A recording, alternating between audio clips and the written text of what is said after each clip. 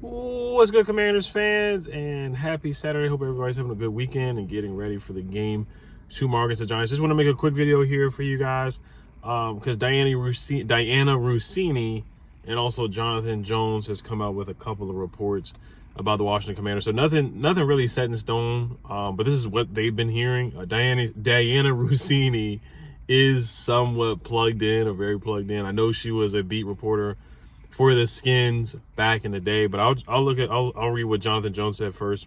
So John Jones, who's a reporter as well, lead NFL insider for NFL on CBS, he says the Commanders have poked around the wide receiver market in searching for another receiver to pair with Jerry McLaurin. Now, this wide receiver group, I'm not mad at. I like the group, but of course we could definitely add more talent. And I already said, should we just keep the guys that we have, because chemistry kind of is more important than talent to me at this point. And I know a lot of guys were dropping passes. Like Noah Brown had a terrible drop the other day. He had the big catch, the Hail Mary catch. And then Alameda had a terrible drop against the Ravens. Zach Ertz had a drop in the end zone that kind of was challenged. It was challenged. Maybe it was a touchdown or not. I thought it was very close, 50-50. So whatever the ref said it was, I was kind of like, I would respect if the ref did call it incomplete, because the ball, you guys get the point. The ball was right there, and he caught it, but it came down. The guy ripped it out. So whatever. But yes, we definitely could use another wide receiver. Realistic options is, I'm not even really realistic, is T. Higgins. You may just want to wait for him in the offseason and just pay him then instead of giving up a second-round pick or a third-round pick. I know we have 2/3. We have the second-round pick. We have the third-round pick from the Jahan Dotson trade. We have a couple seventh-round picks. We don't have a fifth, if I'm not mistaken, because we gave that away for Jahan Dotson. So we do have a fourth, but we don't have a fifth. But we do have a couple sevenths. We got the fourth, and we got 2/3. So we do have some ammunition to work with to possibly make a move for T. Higgins. But is it worth it to give up a second and third at this point for a guy that's going to be a free agent anyway in the offseason? And I know we would definitely sign him. We have the cap space. We have a lot of money to spend. So this is the time to make moves for a rookie quarterback who's playing well, awesome on a rookie contract. But that's what John Jones said. I don't really see any other receivers that we could really go after. I know Darius Slayton's available, but that's kind of meh. It's kind of mixed into the guys that we already have. Honestly, it doesn't really elevate the wide receiver room, in my opinion. And then Mike Williams from the Jets, because Aaron Rodgers doesn't really like Mike Williams after he didn't run the route that Aaron Rodgers wanted him to run on Sunday Night Football. So he wants to trade Mike Williams. So Mike Williams is going to get traded for sure. Is he really worth it? Maybe a 6th-round pick for Mike Williams, something like that. I know they were snooping around for Marquez Valdes-Scantling, but he didn't sign here. So that's really that. And then Deontay Johnson went to the Ravens. The Ravens got him. And Davante Adams is already traded. So the wide receiver market is not really buzzing. And then this is what Diana Russinni says. She says, head coach Dan Quinn knows cornerback is a weakness on his roster. She also goes on to say, she said something about the Eagles too. She was like, yeah, we want to compete with the Eagles. If we want to stay ahead of them, or whatever she was saying. I'm going to read it right here. She said, quote, it's no surprise the Red Hot Washington Commanders are calling around in search of a corner.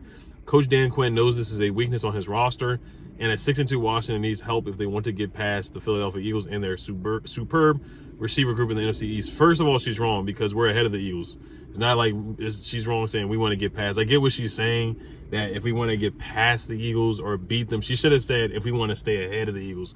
So this is where she was incorrect in the article, because we're already past the Eagles. We have the better record in the division at this point. But yes, we do need a corner to match up with A.J. Brown. We do need a corner to match up with Devontae Smith. We just don't have a guy on the roster that can do that. Honestly, the whole NFL is struggling to find a guy to match up with A.J. Brown week in and week out. Same thing with Devontae Smith.